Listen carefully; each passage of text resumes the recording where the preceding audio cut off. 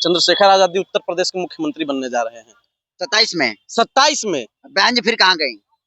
बहन जी हमेशा से चंद्रशेखर जी की आदर्श रही हैं, आगे भी रहेंगी। मैं आपको बार बार बोल रहा हूँ, आप चंद्रशेखर जी से मिले हैं कभी? मिले हैं ना, हम भी मिले हैं। और पर्सनली जब मैं उनसे मिला था तो मैंने एक सवाल उनसे पूछा था कि भैया बहन जी के विषय में क्या सोचते हैं, तो उन्होंने बोला सीधा सीधा कि वो हमारी आदर्श हैं, हमारी आइडल हैं।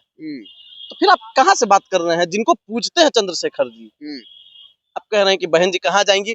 बहन जी के बताए हुए रास्ते पे चलेंगे चंद्रशेखर जी। बहन जी बीएसपी और आजाद समाज पार्टी दोनों एक साथ आने वाले हैं और मिल करके चुनाव लड़ेंगे। लेकिन अभी तो अलग अलग लड़ रहे हैं चुनाव ना, अभी अलग अलग लड़ रहे हैं। नीतीश कुमार जी भी किसके साथ हैं? एनडीए के साथ हैं। आप गारंटी लेंगे कि इंडिया में नहीं आएंगे, इंडिया गठबंधन में? नहीं, इसकी गारंटी नहीं है। तो फिर हम भी गारंटी नहीं ले रहे हैं। गजब का पत्रकार है, टोपीबाज आदमी। माइक खाली पकड़ लेने से पत्रकार नहीं बन जाता है कोई भी, पत्रकारिता करने आना चाहिए। आप बताइए, सबसे पहले आप सवाल यहाँ पे देखिए, अभी बिहार में हम लोग हैं, बिहार में अभी कांग्रेस ने किसको बनाया अपना अध्यक्ष? राजेश राम जी को, जो कि दलित समाज से आते हैं। उसके बाद आप देखिए कांग्रेस के राष्ट्रीय अध्यक्ष मल्लिकार्जुन खड़गे जी। लेकिन फिर भी मुझे बड़े खेद के साथ बोलना पड़ता है, कांग्रेस हर मुद्दे पे बोलती है, ठीक है, लेकिन जम करके अपना स्टैंड नहीं रख पा रही है, घेरती नहीं है सत्ता को अच्छे से नहीं घेर पा रही है। बाबा साहेब वाले मुद्दे पे मैं कांग्रेस पार्टी का भी धन्यवाद करना चाहूंगा, सैल्यूट भी करना चाहूंगा। जिस प्रकार से फर्जी चाणक्य और जयशाह के पापा ने बाबा साहेब का अपमान करने का काम किया था, कांग्रेस पार्टी ने वहां पे स्टैंड लिया था। और सबसे बड़े विपक्ष की पार्टी होने के नाते उसका दायित्व भी बनता है कि सबको साथ लेकर के चल। मैं तो चाहूंगा कि चंद्रशेखर जी की पार्टी कांग्रेस के साथ भी आए और गठबंधन भी करे उनके साथ, और मिलजुल करके सभी लोग चुनाव लड़े। मेन लक्ष्य होना चाहिए भारतीय जनता पार्टी को हराना, और कुछ नहीं। बिहार के हो चाहे 27 में उत्तर प्रदेश का चुनाव होने वाला है, चंद्रशेखर आजाद और बहन जी एकजुट हो। मैं एक लाइन की बात बोलना चाहूंगा, चंद्रशेखर आजाद जी हो, उनकी आजाद समाज पार्टी हो, बहन कुमारी मायावती जी की बसपा हो, या फिर ये जो बाम सेफ वाले जो बामन मेश्राम है, अगर इस समझे चीजों को, अभी समाज को तीनों की जरूरत है।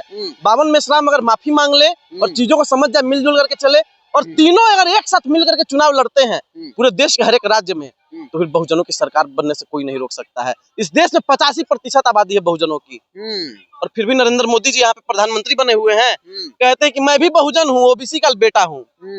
फिर भी दलित पिछड़ा आदिवासी का हक मारा जाता है लगातार।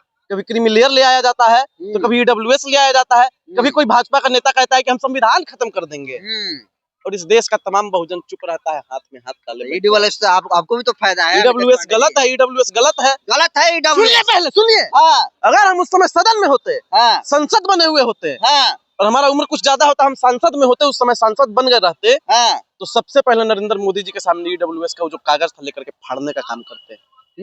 ईडब्ल्यूएस का क्या जरूरत है भाई? पांडे होकर बोल रहे हैं आप। फिर वही पांडे होकर बोल रहे हैं। अरे तो आप ही के जाति के लोग ईडब्ल्यूएस में है। जनेश्वर मिश्र का नाम सुने हैं? अब पांडे पांडे बोल के टारगेट करके हमको समझ में आ रहा है कहाँ से क्या तार जोड़ रहे हैं।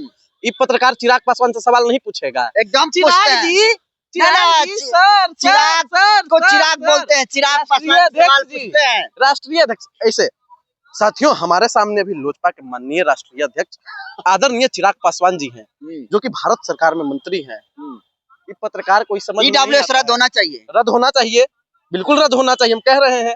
क्यों, ब्राह्मण में गरीब नहीं है क्या? गरीब है, गरीब है। रिजर्वेशन मिलना चाहिए कि नहीं? रिजर्वेशन 10% आप दीजिएगा। कितना मिलना चाहिए? 10% आप दीजिएगा। पहले सुनिए, 10% आप दीजिएगा। ओबीसी को कितना 22-27% आरक्षण मिलेगा, SC/ST को कितना आरक्षण मिलेगा, और यहाँ पे आपका आ जाएगा सीधा ईडब्ल्यूएस का के लिए आपको जब देना है फॉरवर्ड को ही आरक्षण, हमको कोई दिक्कत नहीं है। आप ईडब्ल्यूएस से नाम बदल के FWS कर दीजिए, फॉरवर्ड वीकर सेक्शन। क्या दिक्कत है इसमें? काहे के लिए आप कह रहे हैं कि आर्थिक रूप से कमजोर लोगों को दिया जा रहा है? जब आर्थिक रूप से कमजोर लोगों को दिया जा रहा है तो सब कमजोर लोग को दीजिए ना, खाली फॉरवर्ड को आप दीजिएगा। ये बेईमानी। आने वाले समय में चंद्रशेखर आजाद का क्या भविष्य है?